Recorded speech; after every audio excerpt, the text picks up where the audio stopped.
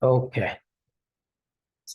So the verse is Vyomanathastamobhedi Rigyajussamaparaga Ghanavrushtirapam Mitro Vindhyavithi Plavangamaha Om Vyomanatha Yanamaha Om Tamobhedine Namaha Om Rigyajussamaparaga Yanamaha Om Ghanavrushtaye Namaha Om Apam Mitra Yanamaha Om Vindhyavithi Plavangama Yanamaha.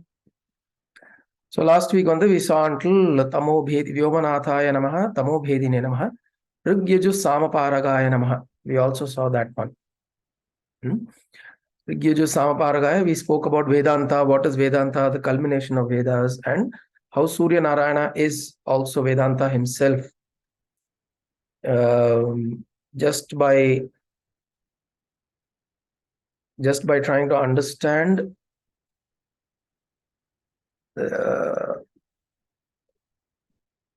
actually, if we understand one particular aspect in creation to its entirety, we would be able to understand the whole of creation. If you're able to understand one aspect, one particular manifestation, rather than aspect, I'll say one particular manifestation of creation, if you're able to go in really deep and able to go through the whole process of analyzing, breaking it down, trying to understand the component parts, then we will be able to understand the whole of creation, the whole of manifestation. Why is that? Because the core principle of creation is available in all manifestations. ஒரு தமிழ்ல ஒரு saying ஒன்று சொல்லுவா, I've heard this. ஒரு பானை சோறுக்கு ஒரு சோறு பதம் அப்படின்னு. Which means to say, if you want to check if a pot of rice has been cooked, what you generally do is you go and test 1 grain of rice. If it's cooked well, then you understand that by the method of induction, you understand that the whole pot of rice is cooked. So which means if we are able to, in the same spirit, if you are able to take one aspect or one manifestation in creation, and if you are able to take it completely absorb that manifestation within you, try to understand it to its entirety, then suddenly the understanding of the whole creation, understanding of what this universal principle is, will reveal itself. Why? Because that universal principle is available in every manifestation. So every manifestation can allow you an entry, an opening, a portal, which is why in the Hindu pantheon of deities, there are so many deities, there are so many gods. We pray the tree, we pray the stone, we pray the cow, we pray the tiger, we pray the lion, we pray the elephant, we pray the mountain, Girivalamla mandram, we pray the oceans, we pray the rivers. All of these are manifestations of the same divine principle. In the same way, we can pray the sun, we can pray to the moon, we can pray to the stars, we can pray to the celestial bodies, the nakshatras, the grahas. It doesn't matter what. You pick up one and you go with it. And then you may find yourself at a point, if you have enough time to go through one and then go through others, you will eventually find out that what I am actually hitting at, when I'm going deep enough with one particular manifestation, one particular expression of the universal creation, if I'm going deep, then if I go through another, you'll find we kind of come around the same point of culmination. Because eventually it's the same principle that is there, that is manifesting itself in everything. Ekam sat vipra bahuda vadanti. Ekam Sat. There is only one truth, one reality, one principle, which is expressing itself as many. Bahudha. Who say this? Vipra Vadanti. Vipraha are wise men. Those who have understood this, they say this.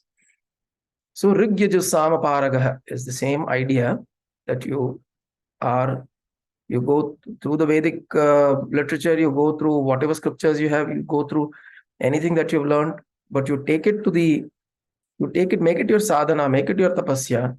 We will come to a point where we will come to the same understanding. It doesn't matter what path you take.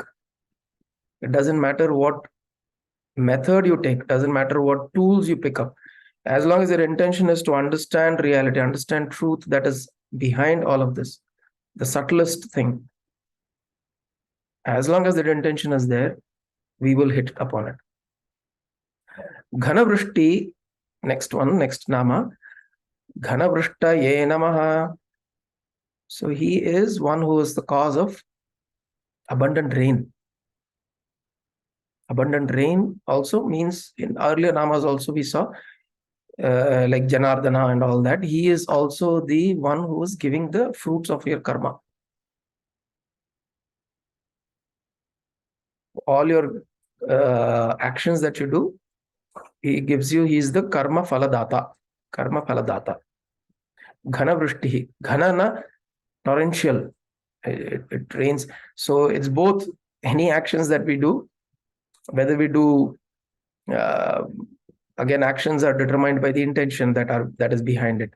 So any actions that we do with the right intention, it yields the right results. By right, I mean that which is in harmony with our growth, our understanding, and the environment around us. Anything that is aligned to dharma.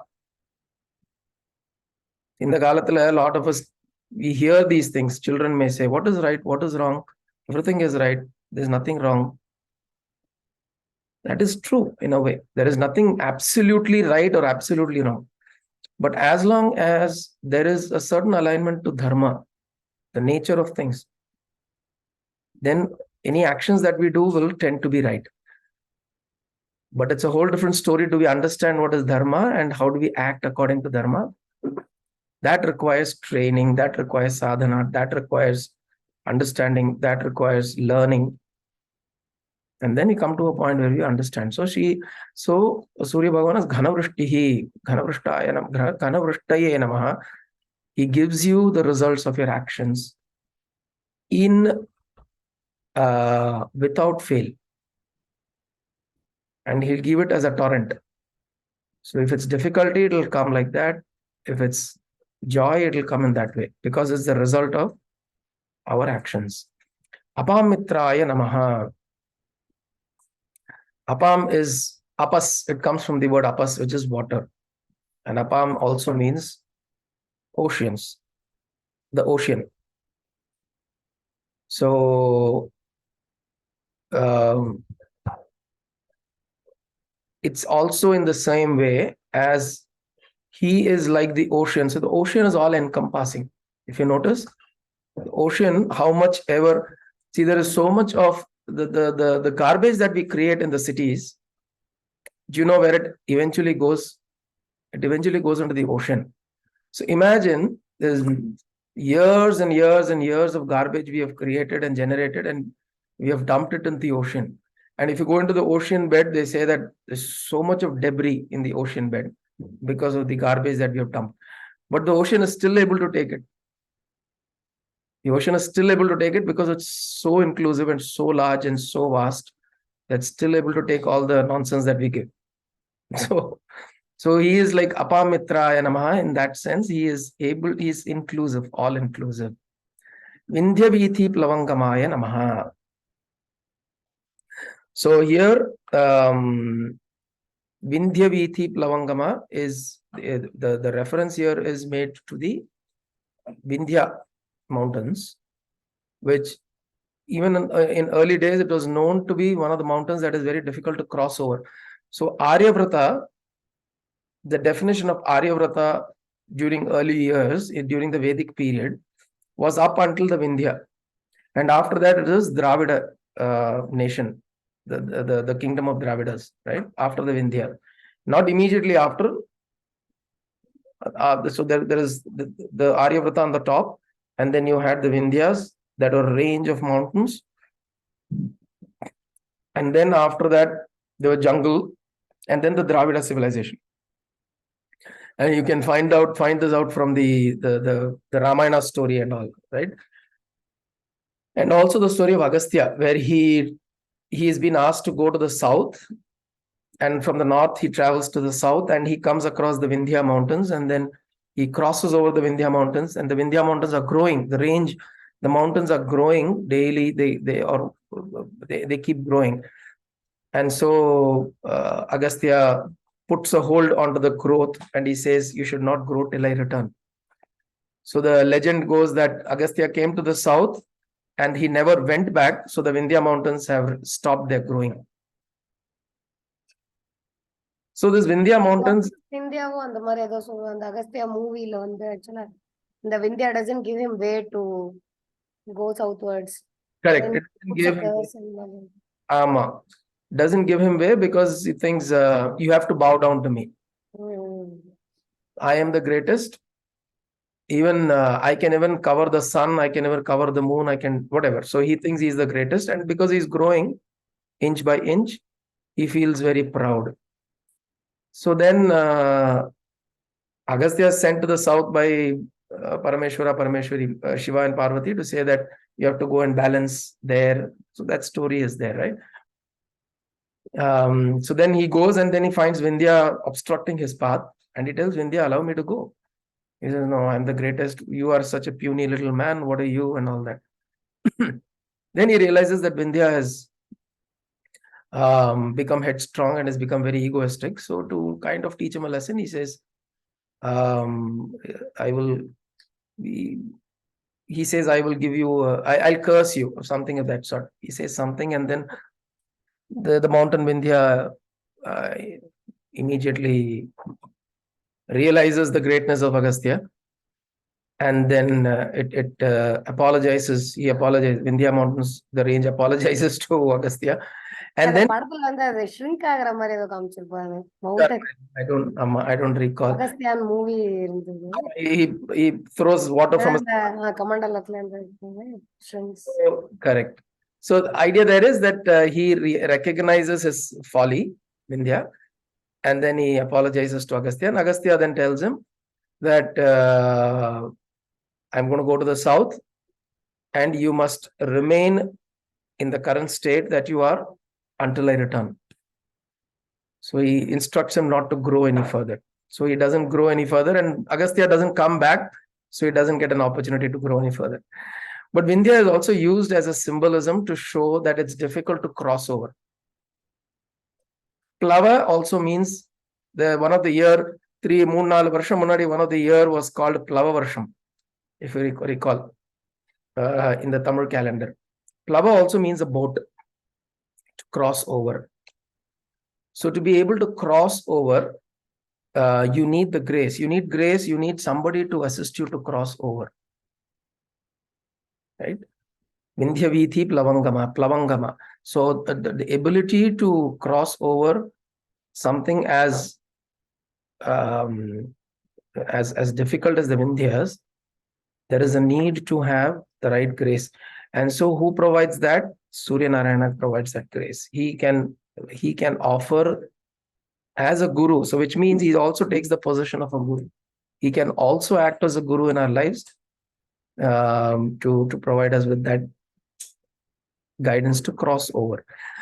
And it also means that one of the commentators has also mentioned the Vindhyas as the Sushumna Nadi. Because within our whole psychic centers that we have, the Ida and the Pingala are the two right and the left nerves. And then the Sushumna Nadi goes from the center. And all our psychic centers, centers, which is like the Mooladhara to the Sahasrara, they're aligned on the Sushumna. So for us to be able to activate the psychic centers, we need to be able to concentrate and focus and get our attention to the Sushumna Nadi. And getting that attention and staying in that awareness of the Sushumna Nadi is a Herculean task. It is like crossing over the Vindhyas. Because we are always in duality. We are either in the Ida Nadi or the Pingala Nadi. We are either like, dislike, hatred, love, heat, cold. We are always joyful, despair, suffer, exhilarated. So we are always in the pairs of dualities, which means we are constantly moving from one Nadi to the other. This constant movement that's happening. In fact, there is a whole Shastra called as Suryodaya Shastra or Swarodaya Shastra. Swarodaya Shastra means the rising of the breath. A Shastra which describes the rising of the breath, which means it describes how breath moves and what impact it has on our psyche and our physical, on our physique and psyche, both. So it's a nice Shastra. It talks about pranayama, the effects of pranayama. How can you determine your state of mind based on which nostril is active? And also, it can you can change the way your mind operates based on changing the breath that's moving in the nostrils. Every 1.5 to 2 hours, your the dominant nostril changes. The dominant nostril changes. The dominant nostril changes every 1.5 to 2 hours, right? Which means there's a way to look at this. You can actually see, you can keep your finger, if that's not clear. Sometimes it's mentioned that you keep a small piece of glass and it'll form, when you breathe on the glass, it'll form a vapor. The bigger vapor that is formed is the nostril that is more active or dominant. So depending on the time of the day and the nostril that's active, your mind will operate in a certain way. And if you want to modify that, then you do some pranayama, basic anulom vilom kind of pranayama you do. You inhale from the left, exhale from the right, inhale from the right, exhale from the left. You do this 15-20 times. The dominant nostril will change. So you can actively change. By changing that, you can actively also change the way your energies move in the body, by which you can also change the way your mind is. These are very, very profound sciences that we have, which is somehow lost in terms of being given to everybody. Right? Nadi Shuddhi Pranayama also talks about this. Are these the same? Nadi Shuddhi is also kind of similar. Nadi Shuddhi is essentially you are cleansing your nadi of any muck, because throughout the day, both because of our physical activities and our mental activities in the nadis, there's a lot of blockages we create, energy blockages. Nadis are nothing but energy pathways. And when we are stressed, you can feel this. When you're stressed, there are certain parts of the body that will pain. When you're tensed, certain parts of the body will pain. When you're suffering, when you're in grief, certain parts of the body will pain and feel blocked. So different emotions, different energy level, different emotions that we carry and we harbor, it can create different blockages in the energy pathways. And we do Nadi Shuddhi, we essentially are helping to cleanse those, right? And this we can do through pranayama, this we can do through yoga, through meditation, japa, dhyana, all of that. But the important thing is, Vindhya Vithi Plavangamaha, he is trying to say that when you're wanting to cross over this, you need the guidance of a guru, you need the guidance of somebody who's gone through it and knows that this possibility of going through it. Otherwise, when you come and see, if you just visualize, you're coming from the north, you're coming to the south, you see this large Vindhya, and you have no idea what's on the other side. and you will go back. What will we do? We'll typically want to go back. We'll say it's too high, it's too difficult to surmount, and we will go back. Krishna in the Bhagavad Gita says this line, Mama Maya Duratyaya. Mama Maya, my Maya is Duratyaya. Duratyaya means it's very difficult to surmount. It is almost impossible to surmount my Maya because I've kept you caught in this Maya. It's hard.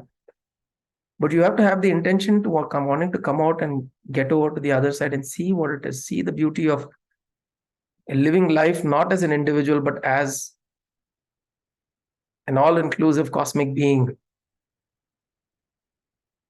You're wanting to go on to the other side. Then somebody comes along to guide you. And somebody can be a person, a book. It can be a talk you heard too.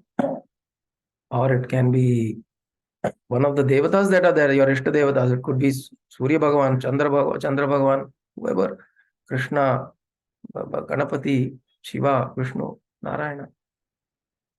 But the important thing is that intention of wanting to cross over the Vindhya Vithi Plavangam. I want to cross over the Vindhyas. I want to cross over this material existence and want to experience and understand that there is something greater than this. That intention has to be there. We have to harbor that intention without getting tired, without giving up. Because it's not going to be an easy journey. Nobody tells spiritual journey is an easy journey. Nobody tells because you become self-realized, suddenly you're going to have a lot of wealth coming to your house. Suddenly you'll become popular. Suddenly you'll become famous. Nothing. On the contrary, in the spiritual journey, all of these should not be the motivation. Spiritual journey does, or when you become spiritually mature, it doesn't mean that things around you change. It may remain the same. But the way I perceive changes. The way I operate changes. That intention has to be there. And it is insurmountable. It may seem like ayyo kashtamar kena. And this intention only comes when we are really sad, low, there is grief, we have problems in life. When we are happy, we don't think about this so much. When we are joyful, we don't think about it so much. Right? And that is why it becomes even more difficult for us. It cannot be a hobby. Climbing the Vindhyas and going on to the other side it cannot be a hobby like mountain climbing. It has to be made your life's purpose. It has to be made as something that I am extremely serious about, not a pastime. Okay. So that nama is Vyomanatastamo Bhedi Rigyujusamaparaga Ghanavrushti Rapam Mitro Vindhyavithi Plavangamaha. Om Vyomanathaya Namaha, Om Tamo Bhedine Namaha, Om Rigyujusamaparaga Namaha, Om Ghanavrushtaye Namaha, Om Apamitraya Namaha, Om Vindhyavithi Plavangamaya Namaha. In verse 14, Atapi Mandali Mrityuhu Pingala Sarvatapanaha Kavir Vishwa Mahatejaha Rakta Sarva Bhavodbhavaha. Om Atapine Namaha, Om Mandaline Namaha, Om Mrityave Namaha, Om Sarvatapanaya Namaha, Om Kavaye Namaha, Om Vishwasmay Namaha, Om Mahatejase Namaha, Om Raktaya Namaha, Om Sarva Bhavodbhavaya Namaha. Okay, this is the 14th verse. So what is he saying here? He who is in the form, whose form is circular, colored in yellow, red hues, is intensely bright and energetic. He is a giver of heat and the cause of all work of life and death. He is the destroyer of all and is omniscient, one sustaining the universe and all action. The namas go as Atapine Namaha. One who is the personification of tapas, one who is absorbed in meditation. As we said, Surya Bhagavan is always represented as tapas, tapaha, because he is burning all the time. He is someone who is burning all the time so that he can give us light and heat. So tapas, he is constantly in tapas. So can we make our lives in that form, that we are going through tapas, not randomly just burning ourselves with the desire to know, desire to dissolve, desire to become one with my Ishta, desire to have this true understanding of the self.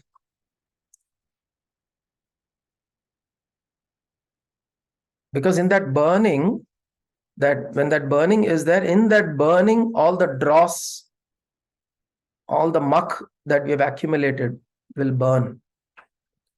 And when that burns, what remains is light. So the more fuel you give it to burn, give all that we have within us in terms of my personality, my identity, my desires, my likes, dislikes, my hatred, my love, my anxiety, my joys, my possessions, my property. Just imagine, in fact, when you sit at Homa, the next time you sit in a Homa, in any kind of Homa, and you happen to sit close to the Agni, visualize this. Visualize this, that you're putting everything there and everything is burning. Because only when everything burns, what remains will be light. You will, and you will also become light because you burnt all your baggage, your garbage. The more we are carrying, the more heavy we will be. The more identity I create around myself, the more heavy I'll feel. The more attachments, impressions, the more the possessions I want to hold on to, the more heavy I will feel. The more I burn, the more light I will become, in terms of becoming light in weight, feeling of weight, and also light in terms of becoming a light to others. The red hot and the white hot for a very. Correct. Need more energy too. So that burning is critical. That burning is important within us. And while that burning, it's not, we don't have, and again, we don't have it doesn't give us the freedom to go and show people that, I am burning. Oh my God, full life in flow prachana. Ayyo, I am burning, I am burning. நம்ம தலை மேல தண்ணி கொட்டிட்டு போயிடுவா. அவ்வளவு பர்னிங்கா இருக்குன்னு. It doesn't give us the freedom to go and show the world that I'm suffering, I'm burning. No, this burning is happening within.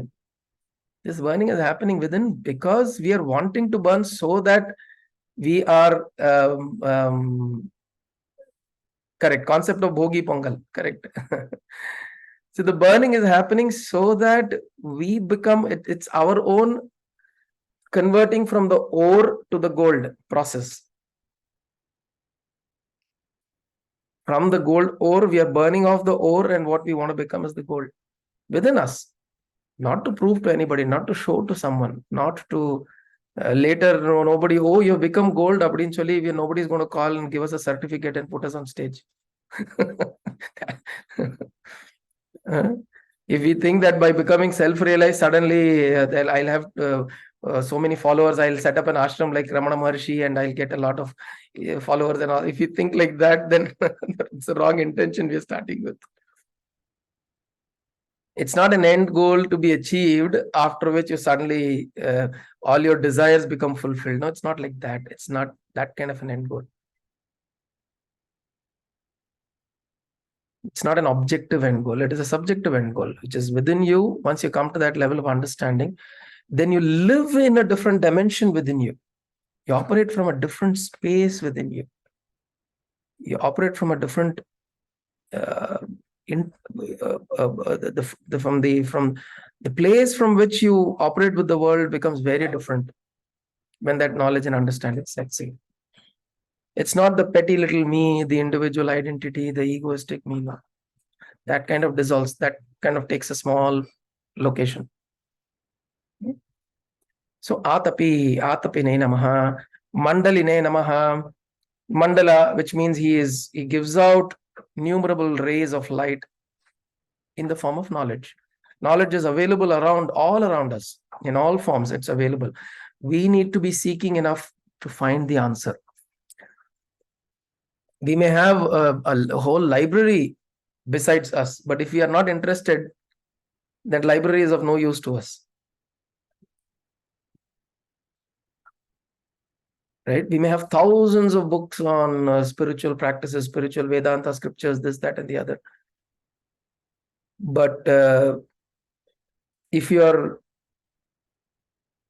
I happen to work as a security guard in that library, not interested in anything there, that whole knowledge is there, but it's not there, right? So it's there for one who's seeking. Knowledge is available. It's always available. It's never, there's no shortage. See, the Nalanda University burned for about 90 days in the Muslim invasion. The Nalanda University, it was the largest library in the world at that time. This was sometime 300 BC. No, probably early 80s or whatever. Very, very, at least 2000 years ago. And some of these invasions, they burned the university, and it burned for 90 days, about 3 months. The university, the library burned because there are so many books. Now, so 1,000 years after that, 1,500 years after that, have we any lack of knowledge, books or information or data, anything? No. It's there. So if you're wanting to tap upon it, it's always available. It'll always be available. But we should be seeking enough. If you are seeking enough, you will find miraculous ways of getting access to that knowledge and information. So in that sense, Mandaline Namaha, Surya Bhagavan is, one second.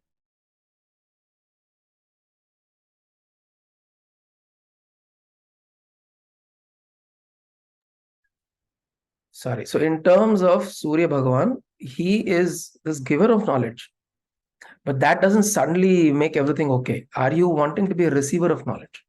That is most important. Right? He's available. He's giving knowledge. See, also another beautiful way of looking at Surya Bhagavan as giver of knowledge is he's throwing light on everything. Literally, right? He throws light on everything, which means he gives you the knowledge of everything. Mandaline Namaha. Mrityave Namaha. So he is also Mrityuho. He is the nature of Yama Bhagavan. Yama is essentially something that regulates. Destruction means something that regulates that which is created and sustained, and at some point it has got to go. Whether it's a human being, whether it's a property, whether it is the object that you own, or anything, and also within us, whether it's an emotion, whether it's the energy, whatever, it comes into existence, manifestation, it is there for some time and it dissolves. It should dissolve. Only then that cycle continues to happen. So he's Mrityave Namaha. He is one that maintains this dharma of birth, sustenance, death, creation, sustenance, destruction. He maintains this dharma. Pingalaya Namaha. This is very interesting. The next nama, Pingalaya Namaha, is because he is also the nadi. We spoke about the nadis today, the two nadis, Ida nadi and the Pingala nadi. And they are also called as Chandra nadi and Surya nadi. Because the Ida nadi is cooling in effect. And the Pingala nadi or the Surya nadi is heaty. And the nadis go through and they meet at the granthis. So there is a Brahma granthi, there is a Vishnu granthi and a Rudra granthi. And the nadis cross over at these granthis. By the way, these are not just the two nadis. There are 72,000 nadis in our physical system, of which these three nadis have been identified as the principal three nadis: Ida, Pingala, Sushumna. Sushumna runs in the central spine. Ida runs on the left side. Pingala moves through the right side. right? Besides the spine. So it's on the spine, and then the ida moves like this, the pingala moves like this. And it starts from the Muladhara. Now, Pingala is the Surya Nadi, and which means it's the Nadi that is the heaty Nadi, which means it activates the energies within our system. In a way, you can look at it, it activates the masculine energy. So you can look at Ida and Pingala as masculine and feminine and masculine also, right? Not talking about male, female as a gender. I'm talking about the energies, which is masculine and feminine. So Pingala, Ida. So the Pingala can be looked at as the masculine, the energy nadi. Surya Bhagavan gives energy. It motivates, it activates you to do work, to do action. The Ida nadi, or the moon or the Chandra, tries to calm you down, tries to relax you down, tries to bring you into a mood of meditativeness, into a mood of solitude, isolation within you. Calming effect. Ida has a calming effect. Pingala has an activating effect. So he's Pingalaya Namaha. Sarvatapanaya Namaha. The same thing, we say Atapine Namaha in the same way. Om Sarvatapanaya Namaha. He is somebody who sets up all the fires within you. Because he is also running through the Pingala Nadi. He sets up all the fires. Fire, desire is a fire. Hunger is a fire. Passion is a fire. Lust is a fire. Knowledge, seeking knowledge is a fire. All of these are fires. Agni, there are different kinds of Agni. Chitta Agni, Kama Agni, Jatara Agni, Bhuta Agni. So all these fires that are there, which activates you and helps you move in a certain direction. See, what is the difference between a forest fire, and a fire in the Homakunda? The forest fire is uncontrolled. It's just going and burning everything down. But the Homakunda fire it's controlled.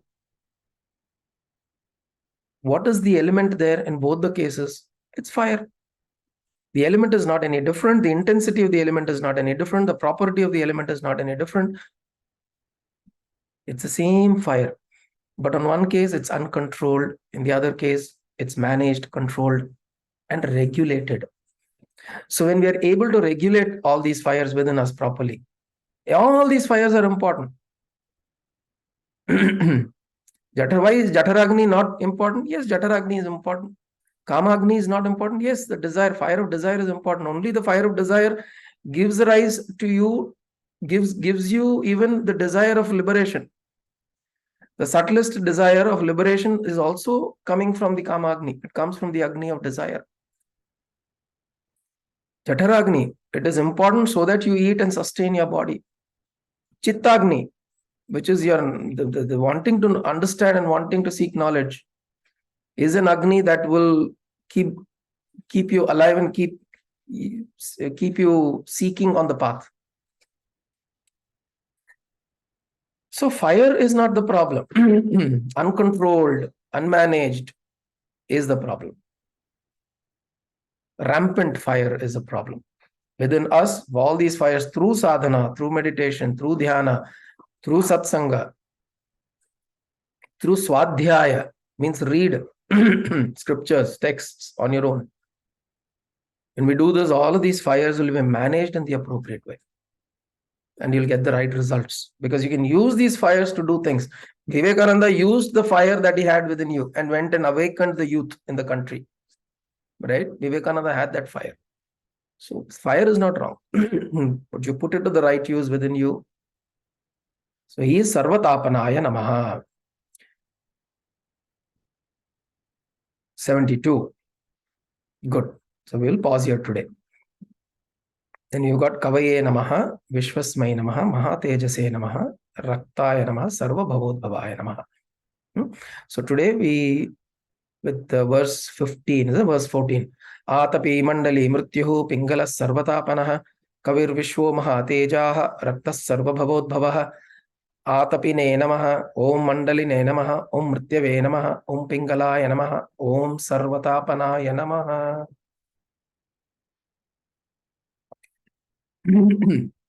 ॐ कायेन वाचा मनसेन्द्रियैर्वा बुद्ध्यात्मना वा प्रकृते स्वभावात् करोमि यत् सकलं परस्मै नारायणायेति समर्पयामि।